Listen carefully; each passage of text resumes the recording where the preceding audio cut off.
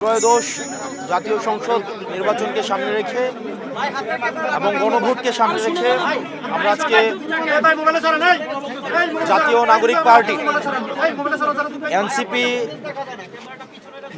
কুমিল্লা ৪ অর্থাৎ দেবিদ্বার থেকে আমাকে মনোনয়ন দিয়েছে। আমি গত ২৯শে ডিসেম্বর সেটি সাবমিট করেছিলাম। আজকে মনোনয়ন বাছাই হয়েছে এবং প্রাথমিকভাবে মনোনয়নটিকে বৈধ ঘোষণা করা হয়েছে। তবে একটি কনসার্নের বিষয় হচ্ছে প্রশাসনের যেই আমরা অভ্যুত্থান পরবর্তী সময়ে যেমন নির্মোহ, বস্তুনিষ্ঠ, নিরপেক্ষমূলক আমরা যেভাবে আচরণ প্রত্যাশা করি, আজকে পরে মনে হয়েছে যে নির্বাচনে কতটা নিরপেক্ষ হবে, প্রশাসন কতটা নিরপেক্ষ থাকবে, সেটি আসলে এখন আমি শঙ্কা প্রকাশ করছি। পর্যাপ্ত যুক্তি, পর্যাপ্ত তথ্য থাকার পরেও আমাদের একজন প্রার্থী উনি ব্যাংক ডিফল্টার, উনি উইলফুল ব্যাংক ডিফল্টার, উনি একাধিক আর্থিক প্রতিষ্ঠান থেকে বিগত বিভিন্ন সময়ে উনি লোন নিয়ে সেটি আর ফেরত দেয়নি। দেশের অর্থকে উনি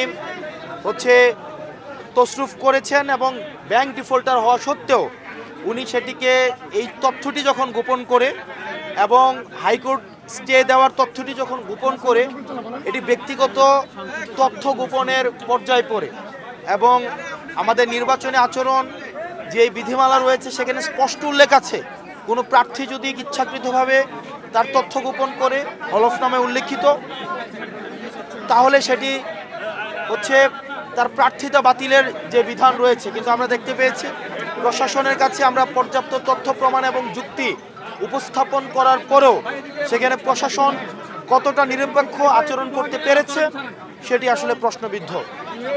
তো আমরা এখনও প্রত্যাশা করি, কিন্তু প্রশাসন আমাদের কাছে মনে হয় একটা বিএনপির দিকে ঝুঁকে গিয়েছে। সহজ কথা, প্রশাসনের যে দ্বিচারিতামূলক আচরণ সেটি নিরপেক্ষ, সুষ্ঠু, অংশগ্রহণমূলক নির্বাচন কতটা হতে পারে সেটি নিয়ে আসলে আমরা শঙ্কা প্রকাশ করছি। আমরা বিভিন্ন সময়ে যে প্রশাসনের যেই দেখেছি যে জুলাই গণঅভ্যুত্থানে ইতিমধ্যে পরবর্তী সময়ে বিভিন্ন সময়ে অনেক হামলা হয়েছে। আমরা দেখেছি হাদি ভাইকে নির্মমভাবে হত্যা করা হয়েছে।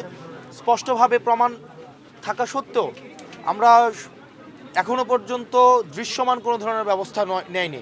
সেগুলো প্রশাসনের গাফিলতি এবং জুলাই অভ্যুত্থান পরবর্তী সময়ে গত ১.৫ বছরে আমরা দেখেছি যে প্রশাসনের আসলে দৃশ্যমান প্রশাসনের যারা কর্তা কর্মব্যক্তি রয়েছে তারা নিজেদের সংস্কার তারা নিরপেক্ষ থাকতে, কিন্তু কতিপয় রাজনীতিবিদ, কতিপয় রাজনৈতিক দল তারা প্রশাসনকে, পুলিশকে নিয়ন্ত্রণ করতে চায়।